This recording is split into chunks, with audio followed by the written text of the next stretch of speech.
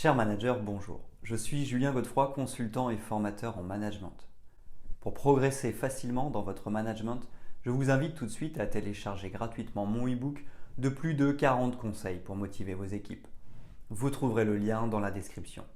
Pensez aussi à vous abonner à ma chaîne YouTube pour consulter mes dernières vidéos.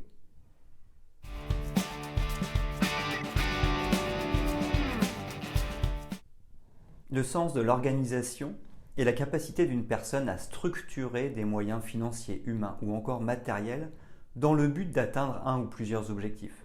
C'est une soft skill très recherchée au sein des entreprises. Un manager doté de cette compétence sera plus facilement recruté parce qu'il aura plus de chances de réussir. En effet, un manager doit gérer d'innombrables tâches. Celles-ci peuvent avoir des impacts à court, moyen ou long terme.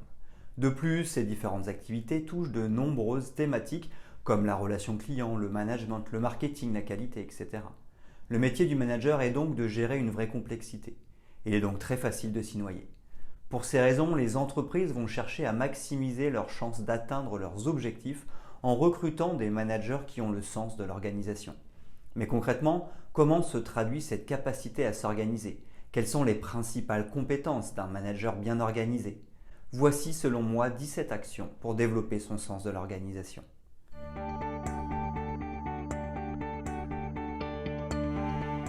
1. Savoir prendre une décision. Le sens de l'organisation passera inévitablement par la capacité de la personne à prendre des décisions. En effet, pour avancer, il faudra savoir faire des choix. Sinon, le manager restera dans le statu quo, ce qui l'empêchera d'atteindre les objectifs fixés. Décider, c'est faire le choix d'avancer, mais il sera nécessaire d'assumer. 2. Savoir prioriser en fonction des objectifs. Le sens de l'organisation passe aussi par la capacité de la personne à savoir prioriser. Si l'on se fie à la matrice d'Eisenhower, il s'agit de faire la distinction entre ce qui est important et urgent. La priorité absolue concerne les tâches importantes et urgentes. Ensuite viennent les tâches importantes et pas urgentes, puis les tâches urgentes et pas importantes. Enfin, nous retrouvons les tâches pas importantes et pas urgentes. L'urgence fait référence au fait que la tâche doit être réalisée dans un délai très court. L'importance, quant à elle, renvoie au fait que la tâche crée de la valeur.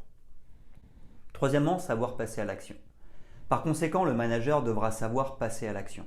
En effet, s'il n'agit pas, il n'obtiendra pas de résultat. Pour cela et en priorité, il se focalisera sur les tâches importantes et urgentes. Cela renvoie précisément à la matrice d'Eisenhower. Le manager ne pourra pas mettre son énergie sur tous les fronts.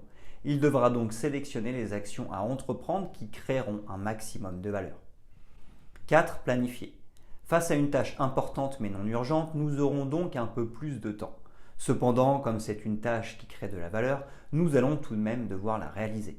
Nous devrons donc la planifier et lui prévoir du temps pour nous assurer de l'exécuter. Nous constatons que nous sommes bien focus sur les tâches importantes.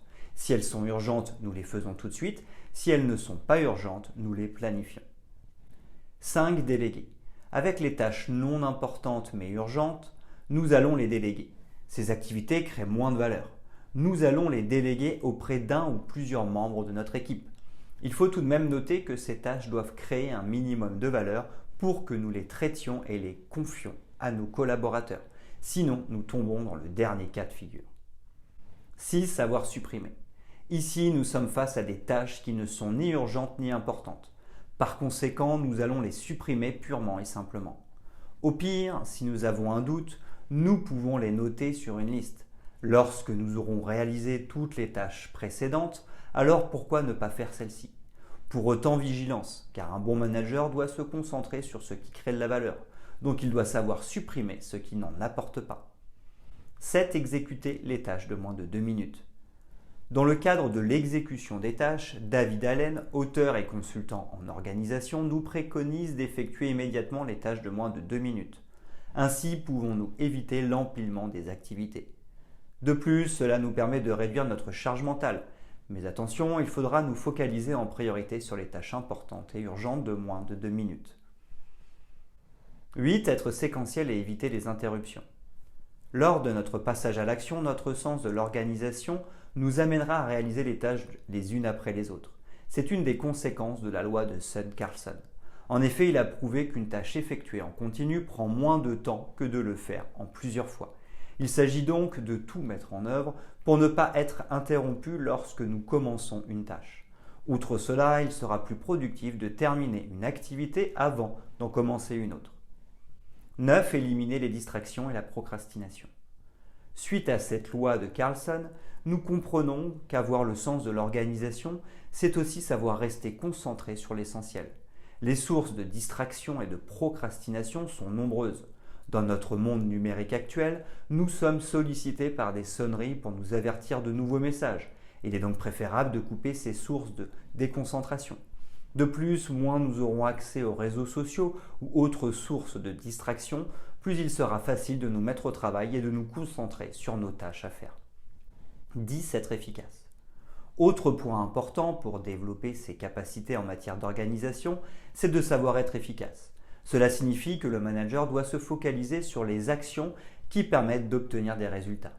En effet, nous pouvons facilement avoir des routines ou des procédures que nous utilisons au quotidien et sur lesquelles nous ne nous posons plus de questions. Il s'agira d'identifier et de se focaliser sur celles qui portent leurs fruits et d'améliorer ou de supprimer les autres. 11. Appliquer des méthodes. Pour aller plus loin dans son efficacité, le manager et ses équipes pourront mettre en œuvre de bonnes méthodes, process ou encore habitudes. Ces méthodes seront de vrais leviers pour atteindre efficacement les objectifs. Il s'agit ici de définir des manières de faire qui utilisent le moins de moyens. Par exemple, les process permettent d'optimiser l'utilisation du temps, de l'énergie, de l'argent et de toute autre ressource. 12. Être capable de prendre du recul. Avoir le sens de l'organisation, ce n'est pas simplement agir en fonction de nos priorités. En effet, il sera aussi nécessaire d'avoir un vrai recul sur notre travail. Cela nous permettra de nous assurer en tout temps d'être sur le bon chemin pour atteindre les objectifs. C'est une véritable vue d'ensemble que nous devons aller chercher. De plus, cela nous aidera à remettre en question nos modes opératoires. Ainsi pourrons-nous y apporter de nouveaux éléments et en supprimer d'autres. Avoir un regard frais régulièrement nous permettra de sortir la tête du guidon. 13. Faire preuve d'anticipation. Le recul nous permettra aussi de nous projeter vers l'avenir. Ainsi pourrons-nous anticiper ce qui peut se passer. Cela évitera au maximum les surprises qui sont toujours difficiles à gérer. Nous aurons donc d'un côté une vision à long terme qui nous servira de cap pour œuvrer et décider au quotidien. De l'autre côté, nous aurons aussi une réduction des imprévus qui nous ralentissent et nous perturbent. 14. Savoir gérer les imprévus. Cependant, tout ne se passera pas comme prévu. C'est pourquoi avoir le sens de l'organisation, c'est aussi savoir faire face aux imprévus. En effet, de nombreuses tâches et événements vont échapper à notre travail d'anticipation. Pour cela, nous pourrons prévoir des créneaux libres dans notre agenda. Quand un imprévu surviendra, nous pourrons le positionner sur ce créneau vide ou positionner une autre tâche sur ce créneau pour faire notre imprévu à la place. 15. Savoir dire non. Pour ne pas se laisser déborder, le manager devra limiter la quantité de tâches à réaliser. Pour cela, comme nous l'avons vu, il s'agira de bien prioriser en fonction des objectifs. Il pourra aussi supprimer. Dans cette logique, savoir dire non sera une vraie qualité. En effet, supprimer, c'est avoir accepté puis avoir renoncé pour enfin se débarrasser de la tâche. C'est très bien, mais cela demande tout de même du temps. Si le manager dit non tout de suite, il ira encore plus vite. Il faudra donc savoir dire non, soit fermement, soit en expliquant pourquoi. Pour autant, cela fait partie du métier et il ne faut donc pas en avoir peur. 16. Savoir ranger. Avoir le sens de l'organisation, c'est aussi savoir ranger. En effet, mettre de l'ordre dans ses idées, mais aussi au niveau des choses matérielles, nous permettra d'y voir plus clair. Certes, certains adorent le bazar, mais pour autant, moins les idées et les objets sont accessibles, plus nous perdons de temps. De plus, il est aussi question de réduire la charge mentale. Par exemple, un bureau rangé permettra de réduire tous les éléments de distraction. 17. Prendre soin de soi.